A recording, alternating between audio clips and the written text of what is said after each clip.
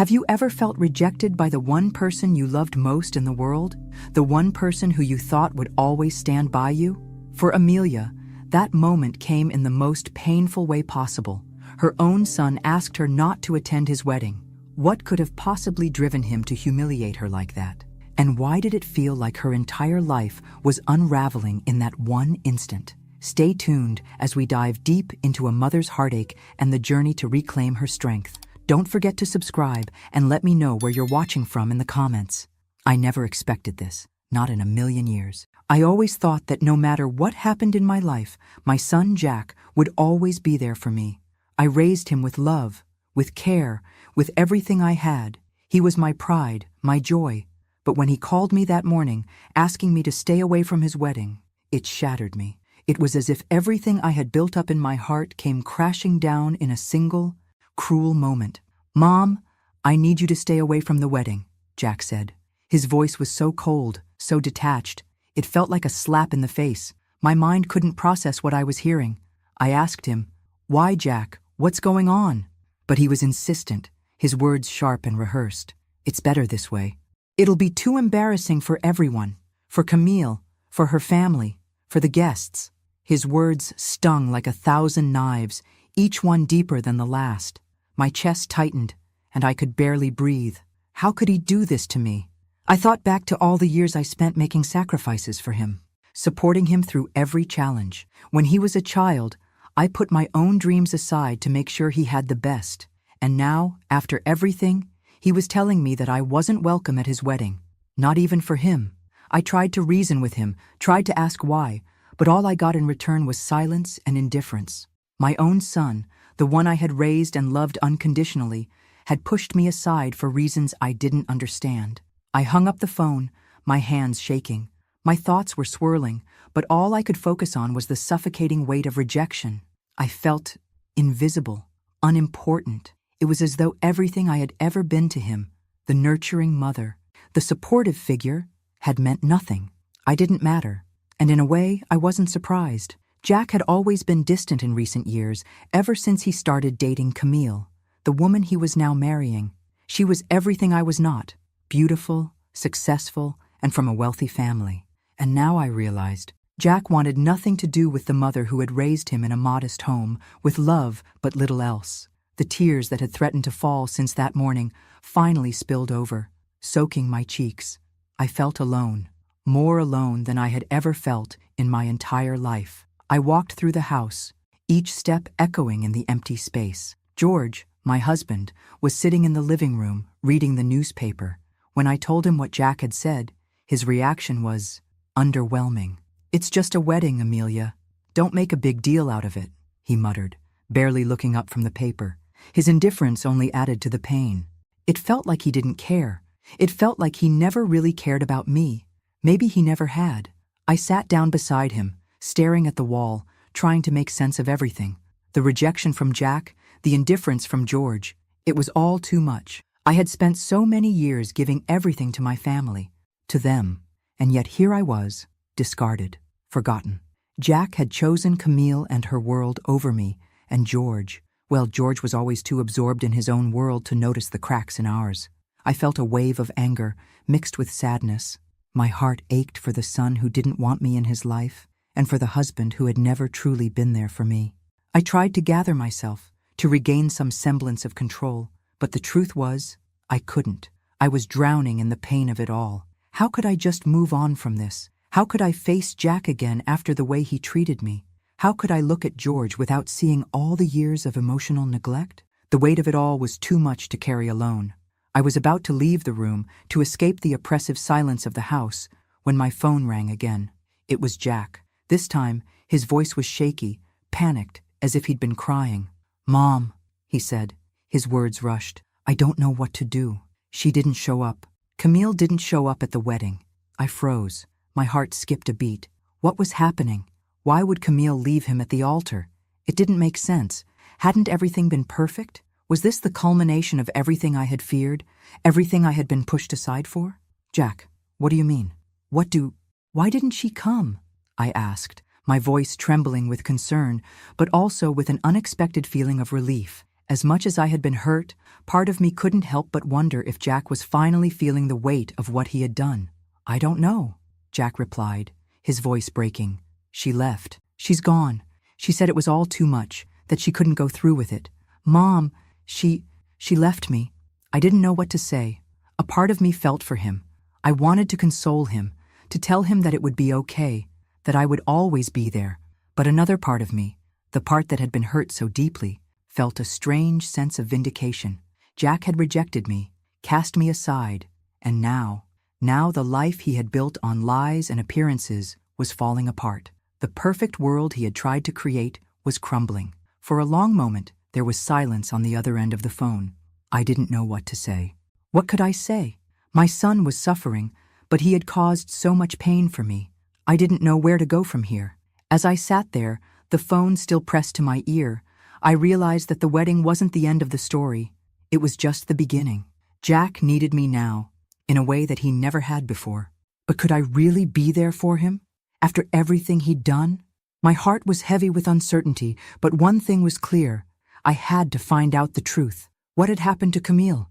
And more importantly, what was happening to Jack? Was this the moment he would finally face the reality of his choices? The call with Jack left me emotionally drained. But what truly shattered me in those hours afterward wasn't just the pain of his rejection. It was the suffocating silence in our house. George, my husband, the man who I had spent nearly 40 years of my life with, remained as distant as ever. His usual indifference stung even more now. I wanted to scream at him, to make him feel my pain, but I couldn't bring myself to do it. I had grown so used to his emotional absence over the years that I didn't know how to bridge the gap between us anymore. I sat across from him at the dinner table. The sound of our utensils clinking against our plates felt louder than it should have. I was desperate for something, anything, that could help me make sense of everything. My mind kept going back to Jack's words. "It'll be too embarrassing for everyone." But instead of comforting me, George barely seemed to notice my hurt. He didn't ask how I was feeling, didn't even acknowledge that I'd just been rejected by our son. After dinner, I couldn't take it anymore. I had to confront him.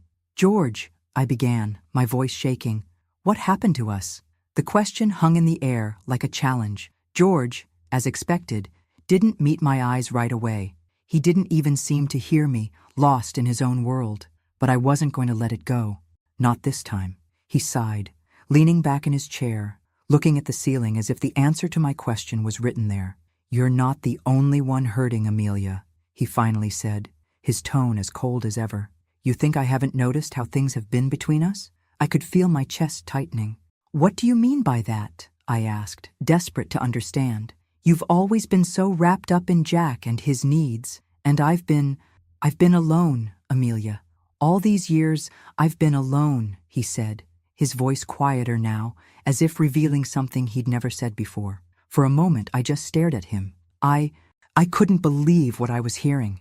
Had it really been like that all these years? Was I the one who had failed him too? "Is that it?" I asked, almost incredulous. "You've been alone? Is that why you've never been there for me? Never supported me?" George ran a hand through his hair, clearly frustrated. "It's not that simple," he muttered, almost to himself. "I made a mistake, Amelia. A big one, and I've carried it all this time." I froze. A mistake? My mind raced, trying to figure out what he meant. Could it be what I thought? "What do you mean by a mistake?" I demanded, the words slipping out before I could stop them. George didn't answer right away. He sat there for a long moment, his eyes searching mine, as if looking for a way to explain himself, without fully acknowledging the depth of what he was about to say. Finally he spoke, his voice barely above a whisper. "I cheated on you, Amelia. With someone, a long time ago." His words hit me like a hammer. I felt the ground beneath me shift, and for a moment, I couldn't breathe. "It was when you were struggling after Jack was born. You were so focused on him, and I—" He stopped, unable to finish his sentence. I couldn't hold back the tears. I hadn't seen this coming. All those years, all that I had given him, and this was what I had been blind to? He'd been distant for so long, but I had never imagined this. My heart shattered as I tried to process the betrayal. "You're telling me you cheated on me all those years ago?" I asked, my voice breaking. "And you never thought to tell me? To be honest with me?" George didn't look at me. His gaze fell to the floor, the weight of his confession pressing on both of us. I didn't think I could. You were so fragile back then, Amelia. I thought it would destroy you, and I thought I could live with the guilt." He paused, as if searching for some kind of justification. "But I was wrong. I've been wrong about a lot of things." My mind was spinning. I felt the walls of our home closing in around me. The lies, the silence, the years of not knowing what had been eating away at him. It all made sense now. And yet, none of it mattered. I wasn't just angry with him. I felt stupid. I had given my life to this man, this marriage. And for what? To be made a fool of? The betrayal I felt from Jack wasn't the only wound I had to contend with anymore. George had also betrayed me.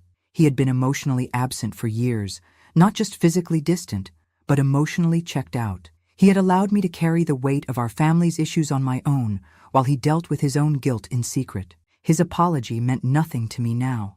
"You don't get it, George," I said, my voice trembling with anger. "You think this is just about Jack and Camille, don't you? But it's not. It's about the years we've spent together, the life we've built on lies. I don't even know who you are anymore." He looked up, his eyes soft but full of regret. "I'm sorry, Amelia. I really am." I couldn't look at him anymore. I stood up, pacing across the room, feeling like a stranger in my own home. I had always believed in the power of family, the idea that blood was thicker than water, but now I was questioning everything. My son didn't want me at his wedding. My husband had betrayed me. What did that leave me with? I stopped by the window, staring out at the night sky, my heart heavy. The world outside seemed so distant, so cold. I didn't know where to go from here. I couldn't go back to the way things were. I couldn't pretend that everything was fine. The pain from Jack's rejection, from George's betrayal, was overwhelming. And yet, something inside me stirred, something I hadn't felt in years. A fire, a determination, a need to reclaim my life. I didn't know how, but I would find a way to move on, to heal. For now, though, I needed to let the anger settle. The tears needed to dry, and I needed to face the reality of what had just been revealed. George's confession, Jack's rejection, none of it could be undone. But one thing was clear. My life was mine again. I wasn't going to let them break me. I had no intention of attending the wedding, but something inside me told me that I needed to know more about Camille. The woman Jack had chosen to spend his life with. She had been the cause of so much turmoil in my son's life, and now, with the wedding on the horizon, she seemed like the only piece left to understand. I needed answers, and this would be my only chance. It was at a pre-wedding party that I finally came face to face with Camille. I had heard about the event from a friend of mine, someone who had been invited, but not me. It seemed strange, but I wasn't concerned about the social dynamics. I only cared about understanding who this woman was. I arrived at the venue, a lavish ballroom adorned with flowers and soft lights, and there she was, standing in the center of it all, surrounded by people, smiling, looking every bit the image of perfection. The woman who had apparently been so perfect for Jack. As I approached, I could feel the tension in the air. Camille was the picture of elegance. Her dress was stunning, expensive no doubt, in a way that felt more like a display of wealth than a celebration of love. She caught sight of me as I neared, her eyes momentarily flickering with something I couldn't quite place. But then, like flipping a switch, she flashed me a polite smile.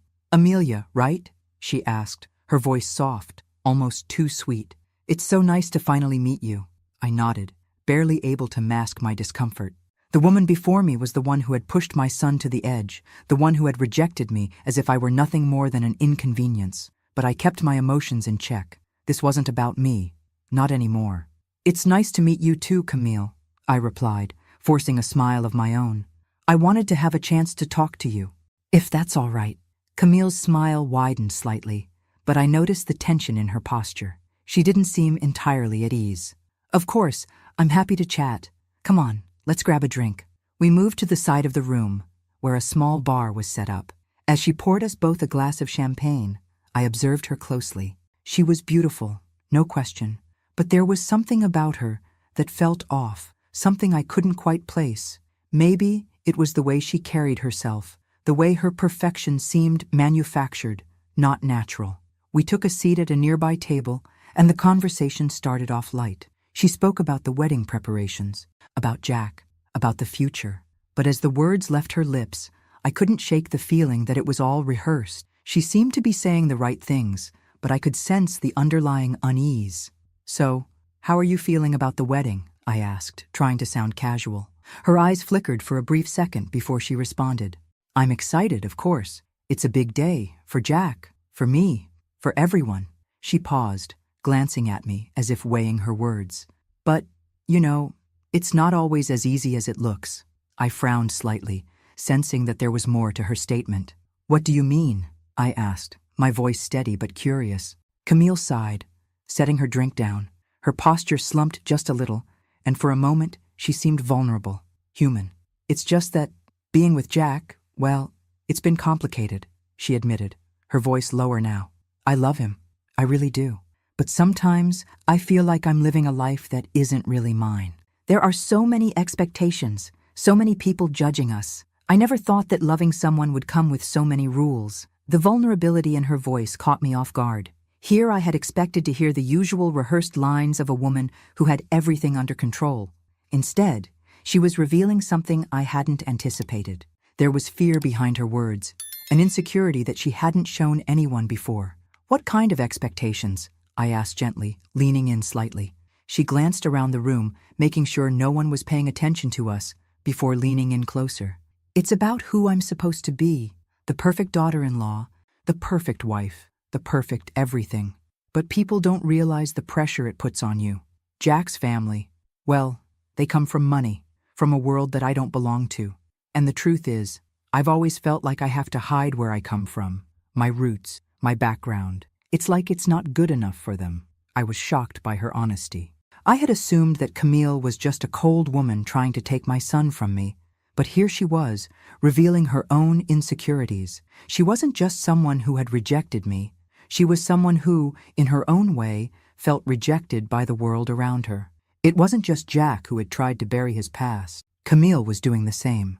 "I know how you feel," I said before I could stop myself. The words just slipped out. Jack never really understood his roots either. He's ashamed of where he came from, of what we had. Camille's eyes softened. She looked at me differently now, as if she saw something more than the woman who had once been cast aside.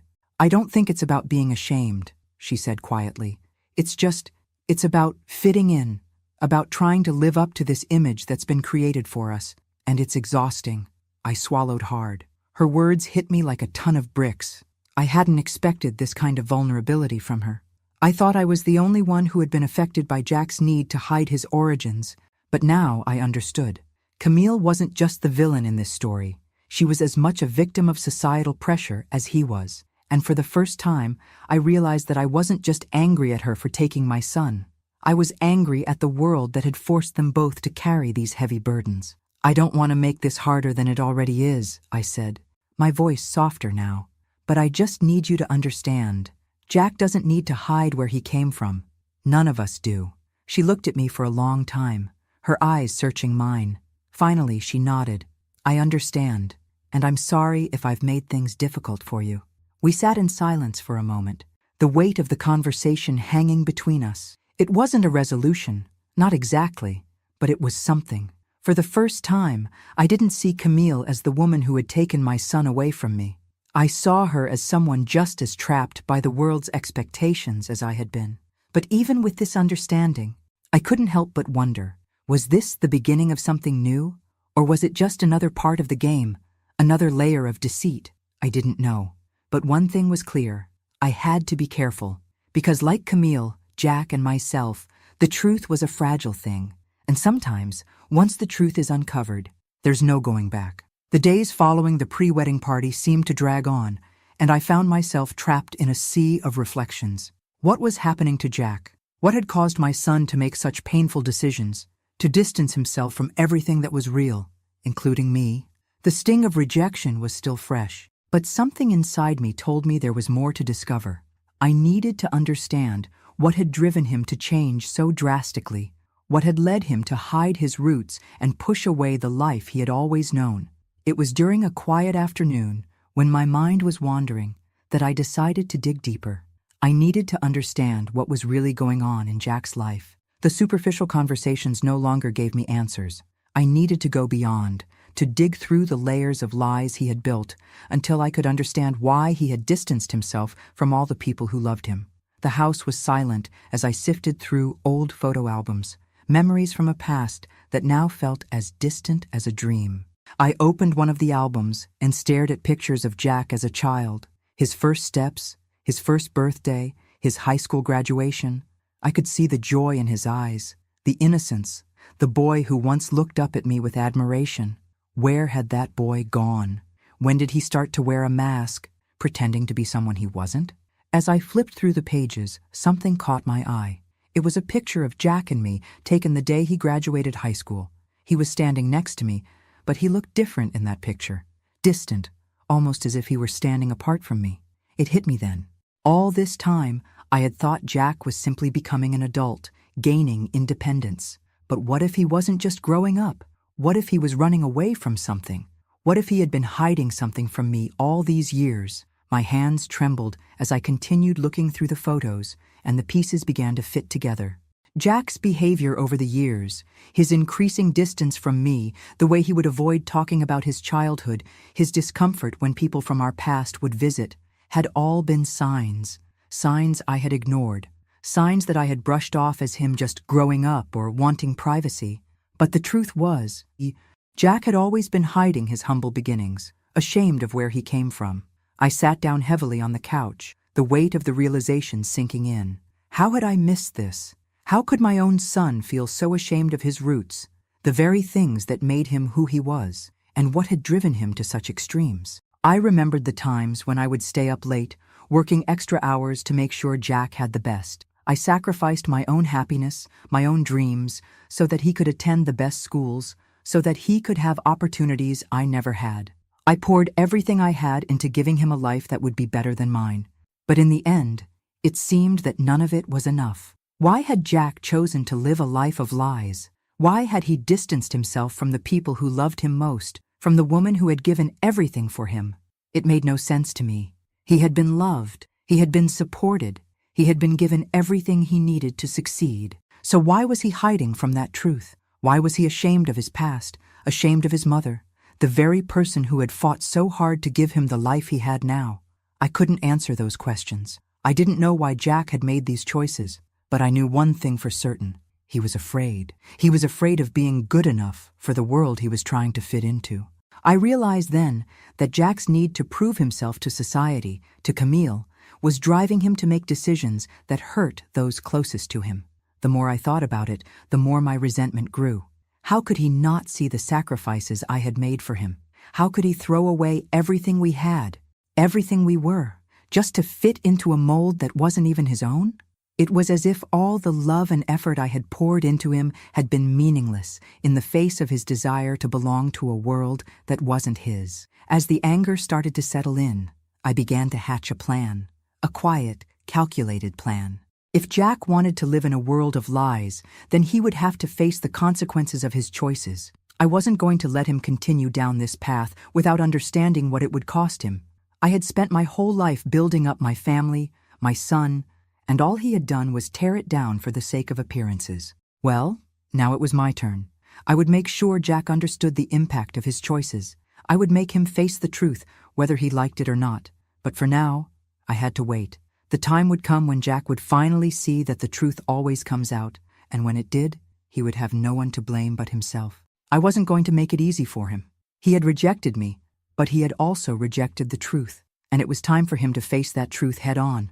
The world around me seemed to spin on while I remained frozen, trapped by the pain of betrayal. Jack's rejection still stung, and George's confession had left me reeling. I had always believed that our family was strong, that the love we shared would hold us together.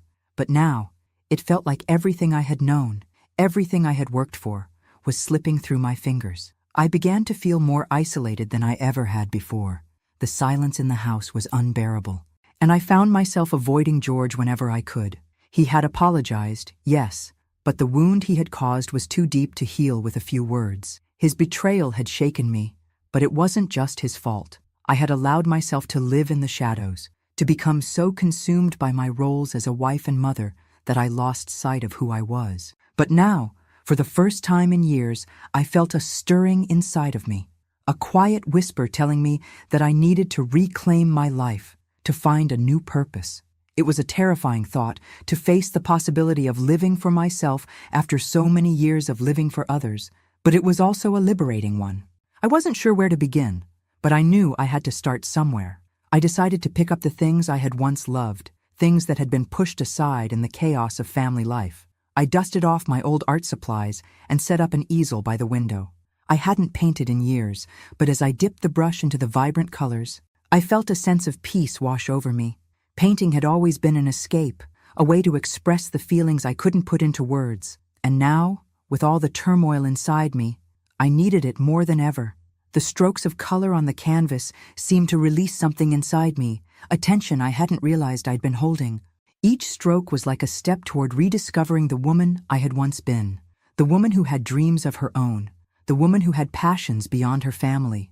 As I painted, I allowed myself to remember those early years of my marriage, before everything became about Jack and George, before I buried my own aspirations under the weight of their expectations. I thought back to the days when I had dreamed of traveling the world, of becoming a writer, a creator, but those dreams had felt selfish in the face of the responsibilities of motherhood and marriage. I had convinced myself that my role was to be the foundation, the one who held everything together.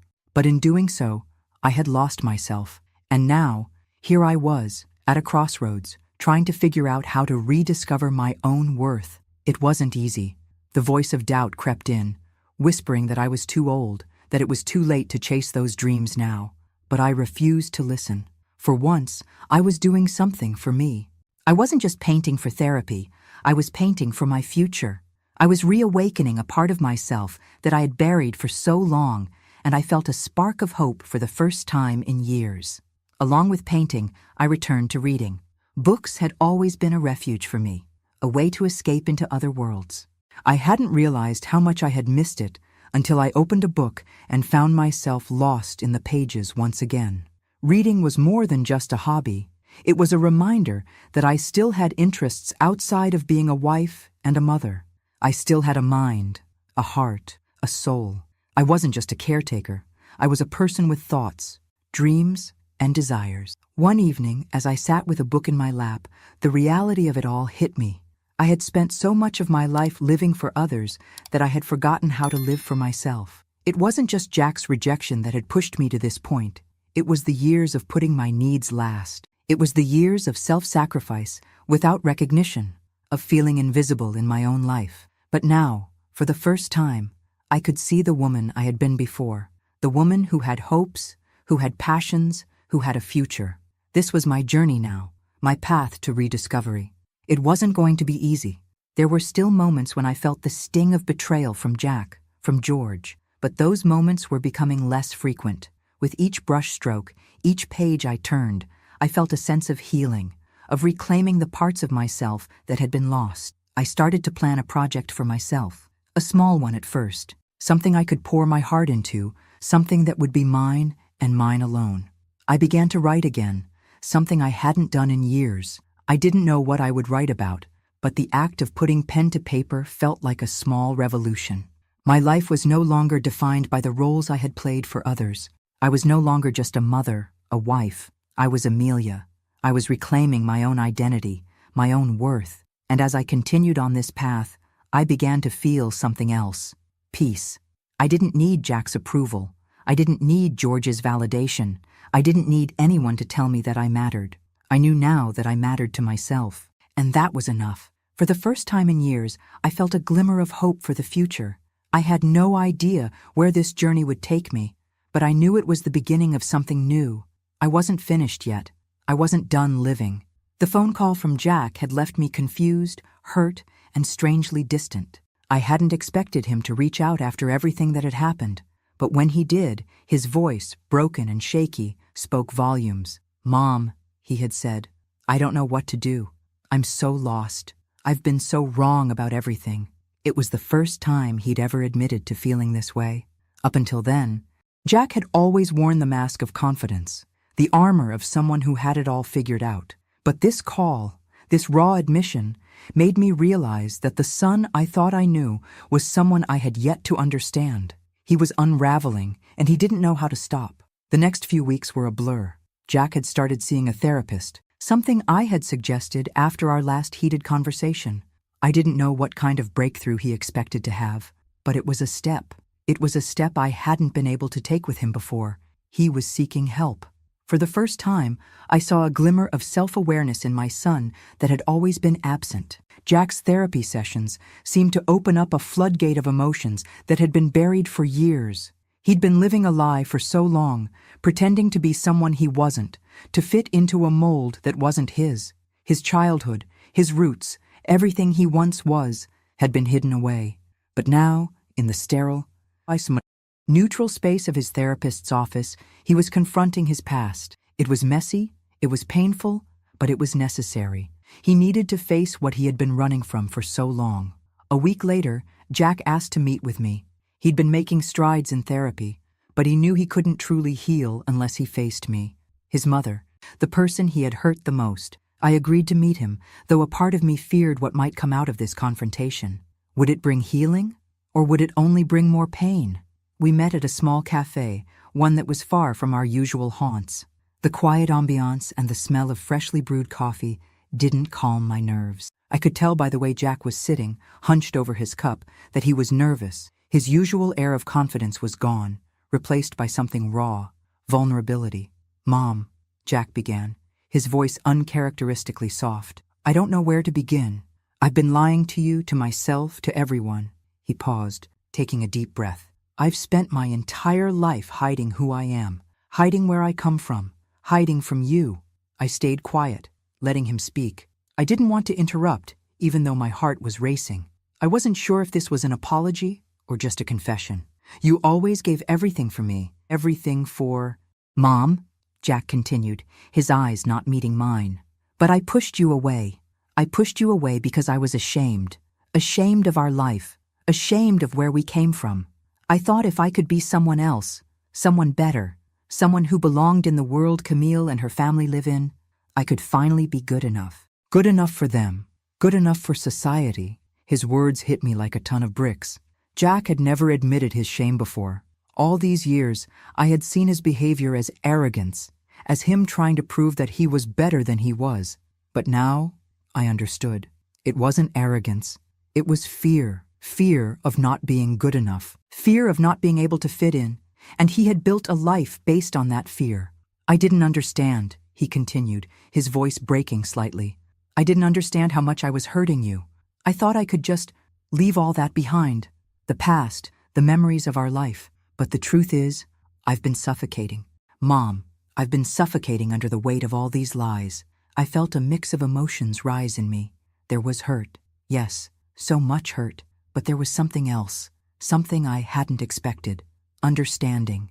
I understood now why Jack had acted the way he had. It wasn't because he didn't love me. It wasn't because he didn't care.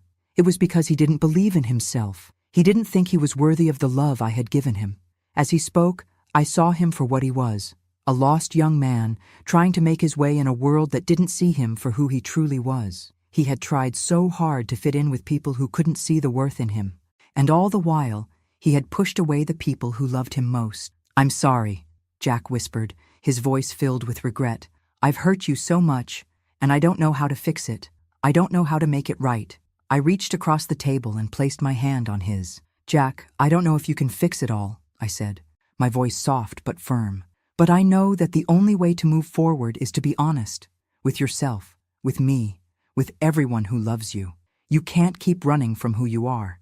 You have to face it, face the truth." His eyes filled with tears as he nodded. I know that now. I've been so afraid. But I don't want to be that person anymore. I don't want to hide anymore. I want to be real." In that moment, I realized something. My son wasn't the enemy. He wasn't the villain in this story. He was just a young man, struggling with the weight of expectations and the fear of not being enough. And I was his mother. I had always been the one to help him through the tough times. But this time, I realized he needed to help himself. And I needed to help him see that. "Jack, I'm not angry anymore," I said, squeezing his hand. "But you need to stop hiding. You need to accept who you are, where you come from, and the people who love you for who you truly are." He nodded again, his expression one of determination. "I will. I promise. I will stop hiding. As we sat there, the weight of everything began to lift, not because everything was fixed, but because we had taken the first step toward healing. Jack was finally facing the truth, and so was I. It wasn't going to be easy, but I believed that this was the beginning of something new, a new relationship, one built on honesty, not fear. The wedding day arrived with all the anticipation of an event that was meant to heal old wounds. Jack, despite the cracks in his life, had seemed determined to make it work, to put on the face of someone who was finally going to get everything he wanted. The guests had gathered, the venue was prepared, and Camille had even arrived in her dress, looking every bit the image of perfection. But in the moments before the ceremony began, everything collapsed. Camille had disappeared. Jack's phone rang just minutes before the ceremony was supposed to start. His hands trembled as he answered, his face losing all color as he heard her voice on the other end. "I can't do it," Camille had said, the words almost inaudible. "I can't go through with this." She was gone. I could see the devastation in Jack's eyes as he crumpled into a chair. The confident, self-assured man I had come to know had disappeared, leaving behind only a broken young man who seemed to be unraveling at the seams. The tension between us melted away as I approached him. My instincts as a mother kicked in, and I rushed to his side, though the wounds from his past rejection still lingered. I didn't know what to say to him, but I knew he needed me. He needed someone, even if it was only for this moment. Jack looked up at me, tears in his eyes. "She left me, Mom. She just left me." His voice broke as he said the words. "I don't understand. She said she loved me, but now she's gone." I reached out, placing a hand on his shoulder. The words I wanted to say caught in my throat. I wasn't sure if I should offer comfort or let him process the enormity of the situation on his own. All I could do was be there, silently holding him, as the world around us seemed to fall apart. In the days that followed, Jack became even more withdrawn, spending most of his time in his apartment, staring at the walls as if waiting for some kind of answer that wouldn't come. I wanted to reach out, to help him process what had happened, but he was closed off in a way that I hadn't seen before. The pain in his eyes was too much to bear, and yet, in a strange way, I also felt something else. Relief. The relief wasn't about Camille leaving. It wasn't even about the wedding falling apart. It was the feeling that perhaps, just perhaps, the truth was starting to emerge. The truth that Jack had been living in a world of lies, hiding behind the facade of perfection that Camille had been a part of. It wasn't just Camille who had run away from this relationship. It was the entire life Jack had been trying to build with her, a life based on false expectations. As I sat in my own home, reflecting on the situation, I felt a mix of emotions. There was sorrow for my son's heartbreak, but also an unsettling sense of understanding. Camille had run from a reality she couldn't face. She was a woman trapped by the same societal pressures that had ensnared Jack. The fear of not being enough, of not fitting in with the world they were supposed to belong to, had consumed them both. Camille had realized, perhaps too late, that she could never be a part of the world Jack had created in his mind. Despite my anger and the resentment I still carried, I couldn't help but feel sorry for her. She, too, had been a victim of expectations. She had been forced to hide her roots, her background, her own truths, in order to fit into the world Jack had convinced himself was his future. I understood now. Camille hadn't run because she didn't love Jack. She had run because she couldn't live in the lie he had created, just as much as Jack couldn't live in the lie he had created for himself. I began to investigate Camille's past, digging into the things Jack had never wanted to talk about. What had driven her to the point of fleeing? I was determined to find out. The more I learned, the more I saw a young woman who had struggled with the same pressures Jack had. Camille, like my son, had come from humble beginnings, but she had been raised in a world that demanded perfection, a world that could never accept the person she truly was. I found an old interview of Camille from before she met Jack. She had talked about her family, her upbringing, and her own struggles with fitting in. The facade she had so carefully built had been constructed to hide the fact that she, too, had always been torn between two worlds. Her family was wealthy, but she had never felt truly comfortable in that world. She had always felt like an outsider, like she wasn't enough. And then, I began to see it more clearly. Camille had come into Jack's life because she, too, was trying to escape her past. She had hoped that marrying Jack would allow her to finally leave behind the life she had grown up in. But instead of finding solace in him, She had found herself drowning in the same expectations that had haunted her throughout her life. It wasn't that she didn't love Jack, it was that she had never truly confronted the truth about herself, and in trying to fit into his world, she had lost herself. In a strange twist of fate, Camille's departure became the catalyst for Jack to finally confront the truth. With her gone, there was no more pretending, no more hiding. He had no choice but to face the lies he had been living. He had no one else to blame but himself. And maybe, just maybe, this was the wake-up call he needed to truly change. I knew that Jack had a long road ahead of him, and I wasn't sure if he would ever fully recover from this heartbreak. But I also knew that this was the first step in him facing the reality of his life, the life he had been running from for so long. The painful truth was out in the open now, and it was time for both of us to confront it. As for Camille, I didn't know where she had gone, or if she would ever return to Jack. But I hoped that, wherever she was finding a way to live honestly, to stop running from herself, because in the end, the truth was the only thing that could set any of us free. The silence in Jack's apartment was suffocating. I could feel it each time I visited, how he sat there, a broken man, lost in his own guilt. The phone call from Camille had shattered him, but it wasn't just her absence that left him in pieces. It was everything that had led to this moment, the lies, the fear, the constant hiding from himself. I sat across from him one evening, watching as he stared blankly out the window. He hadn't spoken much since Camille had left. His usual arrogance, the facade of the successful man, had crumbled. I saw the vulnerability in his eyes, something I hadn't seen in years. It was as if the walls he had built around himself had finally collapsed, exposing a son who was completely lost. "Mom," Jack finally spoke, his voice hoarse, as if the words were forced out of him. "I've made such a mess of everything. I'm not the person I thought I was. I've been lying to myself, to everyone, to you, to Camille, to my whole life." He paused, taking a deep breath, his hands trembling as he ran them through his hair. "I thought if I could just make enough money, get enough status, then maybe I'd finally be good enough. But it was all a lie. Everything I've done, all the decisions I made. I thought I was building a life, but all I built was a house of cards." The admission hit me like a punch to the stomach. Jack had always been proud of his success, of the life he had created. He had worked hard for it, sure, but it was always about appearances. It was never about substance. He had built his life on a foundation of lies, pretending to be someone he wasn't, hiding his roots as if they were something to be ashamed of. And now, with everything crumbling around him, the guilt was consuming him. "Jack," I said gently, "you've been so focused on this image, this life you've tried to create for yourself, that you've lost sight of what really matters. You've lost yourself along the way." He looked at me, the pain in his eyes palpable. "I thought I could leave all of that behind," he whispered. "I thought if I just changed who I was, I could escape it. I could escape the feeling that I'm not good enough. But I was wrong. I don't know who I am anymore. And now, Camille is gone, and I've pushed everyone away." His voice cracked at the mention of Camille. I could see how much he had hoped for her approval, for her acceptance. He had tried so hard to prove he was worthy of her love, but in doing so, he had lost sight of what truly mattered. I could feel the weight of his shame, the self-loathing that dripped from his words. I had seen him this way before, as a child, when he had made mistakes and felt like he was a failure.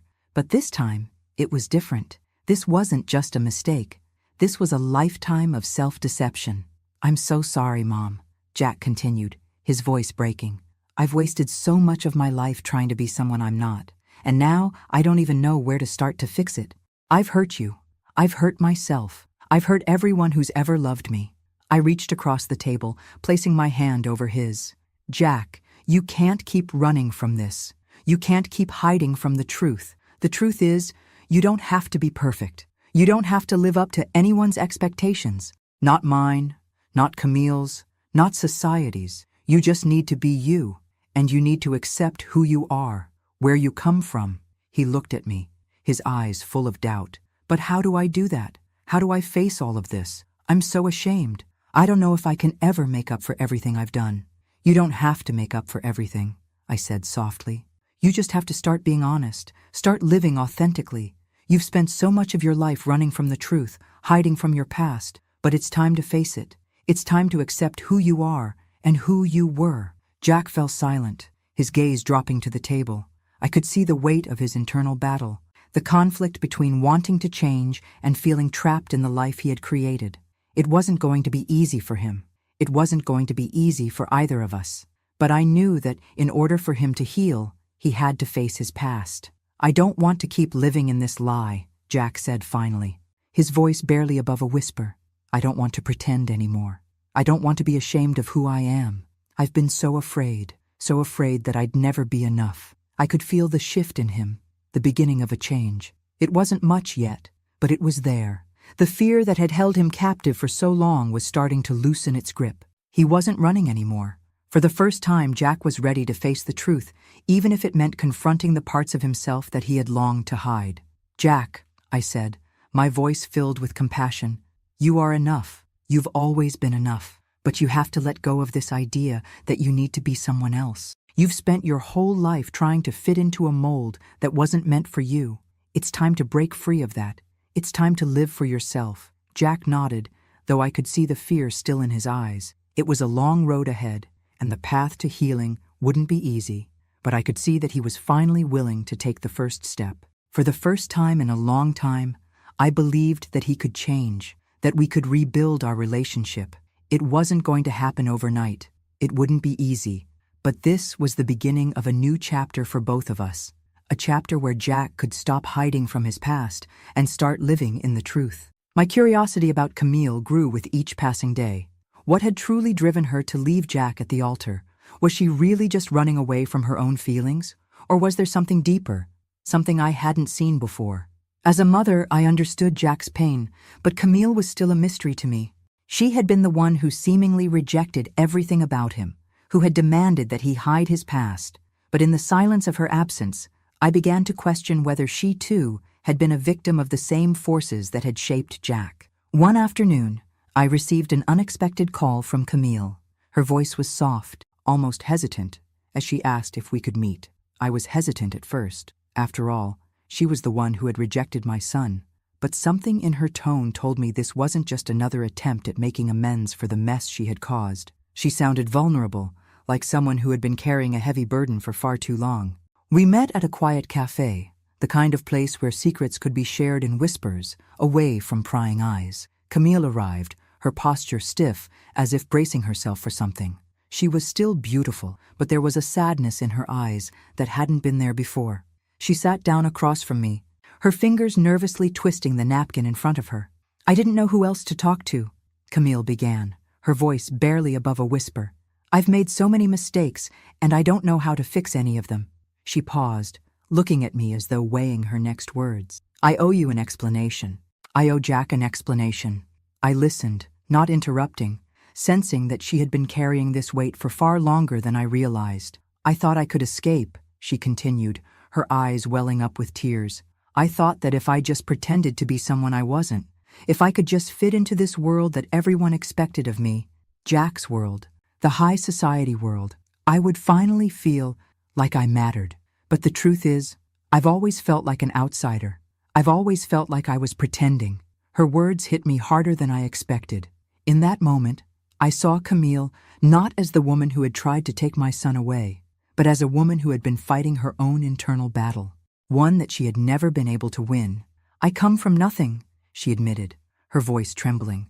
"I grew up in a small town, in a family that struggled to make ends meet, and when I met Jack, I thought maybe, just maybe, this was my chance to escape all of that. But it wasn't real. I wasn't real. I was just pretending to be someone I'm not, someone who could fit into a world that didn't want me." The weight of her confession settled heavily between us. I could hear the pain in her voice, the guilt that she had carried with her for so long. Camille wasn't the villain I had painted her to be. She wasn't the woman who had come into my son's life and ripped him away from me. She was just a young woman, lost in the world of societal expectations, trying to survive in a world that didn't understand her. "I know I hurt Jack," Camille said, her eyes finally meeting mine. "I never wanted to hurt him. I thought I could handle everything, but I couldn't. The pressure was too much, and when I saw him getting so caught up in all of it, I realized that I wasn't the only one who was suffocating. We were both trapped in this world of appearances, and I couldn't keep pretending anymore." I listened to her, my heart softening with each word. I had been so quick to judge her, to see her as the one who had caused my son so much pain. But now I realized that Camille and Jack had been two sides of the same coin. Both were trying to escape something. Jack, his humble origins. Camille, her past and the life she had left behind. They had both hidden behind a facade, each one believing that if they could just fit in, if they could just live up to the expectations, they would find happiness. "You're not the only one who's been hiding, Camille," I said quietly. "Jack has been hiding too. Hiding from who he is, from where he came from. He's been so focused on proving himself to the world that he forgot what really matters. But the truth is, none of that matters. We are who we are, no matter where we come from. And I think Jack is starting to realize that." Camille nodded, wiping away the tears that had fallen from her eyes. "I don't know what will happen with Jack and me," she said softly. "But I know that I can't keep running from myself anymore. I can't keep pretending. I need to find out who I really am, outside of everything I've been pretending to be." I sat in silence for a moment, reflecting on everything Camille had shared. I had seen her as an enemy, someone who had torn apart my family, but now I saw her differently. She was a woman just as lost as Jack, someone who had been caught in the web of expectations, trying to fit into a world that didn't care about her true self. I realized that, in a way, she was just like him, someone who had been pressured to become someone they weren't, someone who had been forced to hide their roots, their true identity, in order to survive. "I don't know where this will go, Camille," I said finally, "but I think you and Jack have both been through enough. It's time to stop running. It's time to face the truth." She nodded, a small smile breaking through her sadness. "Thank you, Amelia, for listening. I don't know if I deserve your understanding, but I'm grateful for it." As I left the cafe that afternoon, I couldn't help but feel a sense of resolution. Camille wasn't the enemy. She was another victim of a world that demanded perfection, a world that forced both her and Jack to hide who they truly were. And maybe, just maybe, they both had a chance at healing, together, apart, or however it needed to be. The days after my conversation with Camille felt strangely different. I wasn't sure if it was the realization of her vulnerability or the shift in my own perspective, but something had changed in me. I could see the cracks in the facade of both Camille and Jack more clearly now, and I knew it was time for the truth to come to light. It had been too long, too many lies, and now it was time to expose them, piece by piece, until there was nothing left but the raw truth. I had always believed that the truth would find its way to the surface eventually, but now I understood something deeper. It was up to me to guide it there. Jack had spent so many years hiding, so many years running from who he was, from where he came from. Camille had been living a lie as well, trapped by expectations and the pressure to conform. But if they were going to heal, they needed to confront their pasts, their fears, and their own truths, and I was going to make sure they did. Jack had been quiet lately, withdrawn, but I could see the internal battle raging within him. He knew he had to confront the truth, but he was still afraid of rejection, afraid of what it would mean for his life, for his future with Camille, for everything he had worked so hard to build. I could see the struggle in his eyes, the way he was torn between wanting to come clean and being terrified of the consequences. He had built a life of lies, and now those lies were suffocating him. I had my own role to play in this. I couldn't force Jack to face the truth, but I could guide him. I could manipulate the situations in a way that would push him toward the inevitable confrontation. The truth was, like a force of nature, it couldn't be stopped. And if I could use my experience, my understanding of how people think and act, I could make sure that Jack would have no choice but to confront it. One afternoon, I invited both Jack and Camille to my house. I knew it wasn't going to be easy, but I could feel that this was the moment. The truth had to be laid bare, and they had to face it together. When they arrived, I could see the tension between them. Neither one of them knew what to expect, but both of them were aware that something had to change. The air was thick with unspoken words, with unresolved emotions. "I've asked you both here because it's time to stop hiding," I began, my voice calm but firm. "You've both spent so much time running from the truth, from yourselves, and from each other. It's time to stop pretending. The truth is the only thing that can set you free." Jack looked at me, his face a mask of confusion and fear. "Mom, what do you mean?" His voice was shaky, and I could see the discomfort in his eyes. I didn't respond immediately. Instead, I looked at Camille, who was sitting across from Jack, her hands nervously twisting in her lap. I could see the shame in her eyes, the same shame I had seen in Jack's for so long. She wasn't ready, but she needed to be. "Camille, tell Jack what you told me," I said gently, my tone soft but insistent. "Tell him about the life you've been hiding from, about the pressures you've faced, about the woman you've been pretending to be." Camille hesitated, her eyes flickering between Jack and me. The words were stuck in her throat, but I knew she had to say them. She had to speak her truth, just as Jack had to speak his. Finally, she took a deep breath. Her voice trembling as she spoke. "I've been living a lie," she began, her voice barely above a whisper. "I'm not who I've been pretending to be. I come from a humble background, just like you, Jack. I've been hiding it my whole life, pretending to fit into a world that isn't mine. I thought if I could just play the part, if I could just be perfect, I would finally belong. But it's been killing me, trying to be someone I'm not. I don't want to lie anymore." I could see the weight of her words settling on Jack. His face was pale, his mouth slightly open as if trying to process what she had just said. He had always believed that Camille was perfect, that she was everything he wasn't. And now, here she was, admitting that she had been hiding too. Jack turned to Camille, his voice low and uncertain. "Why didn't you tell me this before?" He was trembling, his hands clenched into fists. "Why didn't you trust me with the truth?" Camille's eyes filled with tears as she reached out to him. "I was afraid, Jack. I thought, if you knew the truth, you wouldn't want me. I thought I wasn't good enough for you. I didn't think I could ever measure up to the life you wanted, the life I thought you wanted. I was so afraid of losing you." The tension in the room was unbearable. It was as if all the years of pretending, all the years of hiding, were coming to a head in this one moment. Jack looked at Camille, his face softening. I could see the internal struggle in him, the desire to forgive, the need to understand. "I've been so stupid," Jack said, his voice breaking. "I thought if I could just be someone else, if I could just fit in, I'd be enough. But I wasn't enough for you, Camille. I wasn't even enough for myself." Camille reached out to him, taking his hand in hers. "Jack, I don't want you to be anyone else. I want you to be you, the real you, and I want to be real with you too. I can't keep hiding anymore." The air in the room shifted.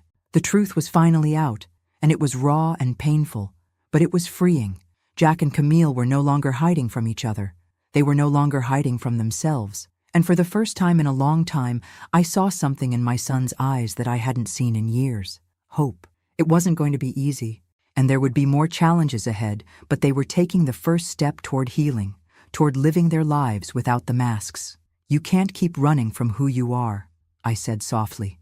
"And neither can you, Camille. The truth will always find a way to the surface. It's time to stop hiding." Jack nodded, tears streaming down his face. "I'm ready," he said, his voice thick with emotion. "I'm ready to stop running." Camille squeezed his hand. "Me too." And for the first time, I felt a sense of peace settle in. The truth was out, and it had set us all free. The air between Jack and me had been heavy for so long.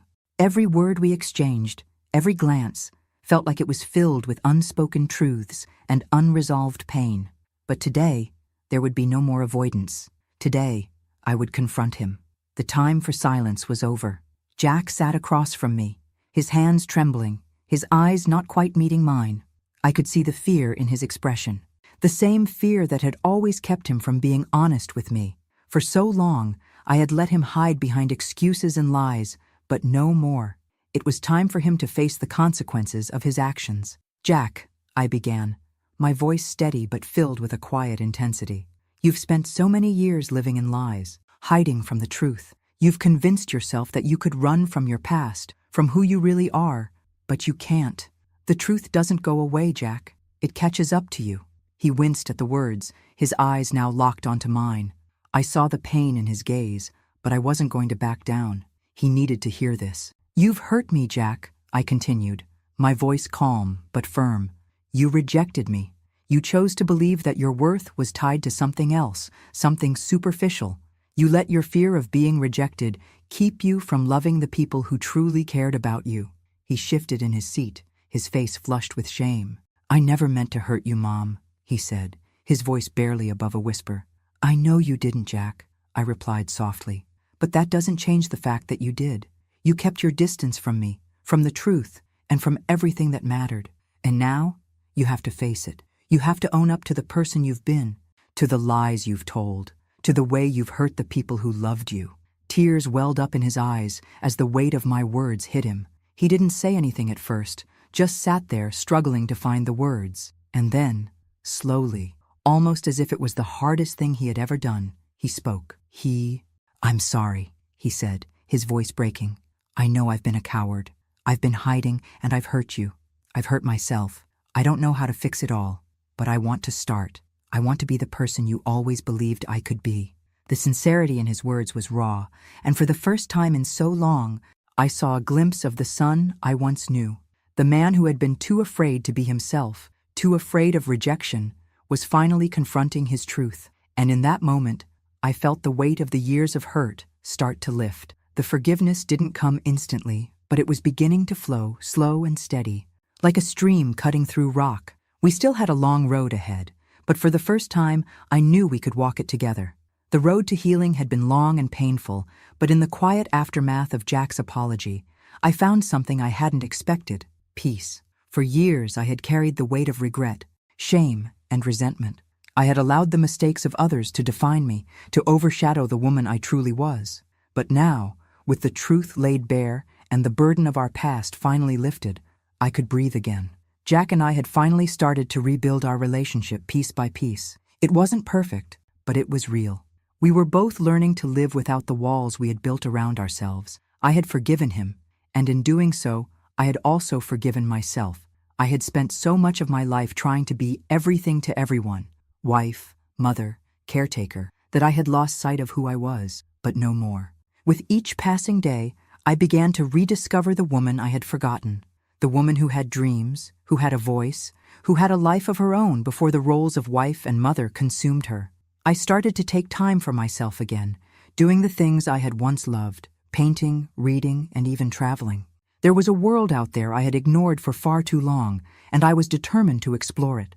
I took a trip to the coast one weekend, something I had always dreamed of doing but never made time for.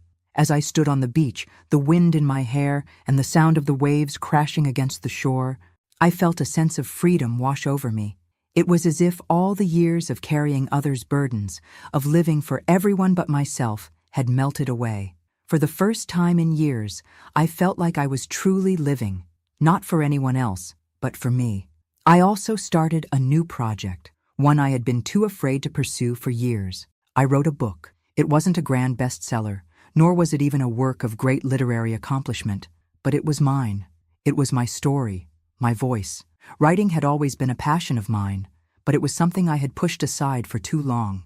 Now I was allowing myself to be vulnerable, to share my thoughts and experiences with the world, and it felt liberating. New friendships began to blossom too. I met people who saw me for who I truly was, not as a wife or a mother, but as Amelia.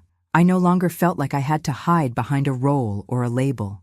I was enough just as I was. I had finally come to terms with my past, with all the mistakes and missteps I had made, and accepted that they didn't define me. I was more than my history. I was more than my past. The weight of the world no longer felt so heavy on my shoulders. The shame, the guilt, the anger, it was all gone, replaced by a sense of peace I hadn't known in years. I was free, free to be the woman I had always wanted to be, free to live my life on my terms. And as I looked back at everything I had been through, I realized that the pain, the struggles, the heartache, they had all led me here. They had led me to this moment of freedom, of self-acceptance. I had learned to live authentically, to embrace my flaws and my past, and in doing so, I had found the strength to move forward. I was no longer the woman I used to be. I was Amelia, the woman who had finally found her voice, her purpose, and her peace. Thanks for listening. Don't forget to subscribe and feel free to share your story in the comments. Your voice matters.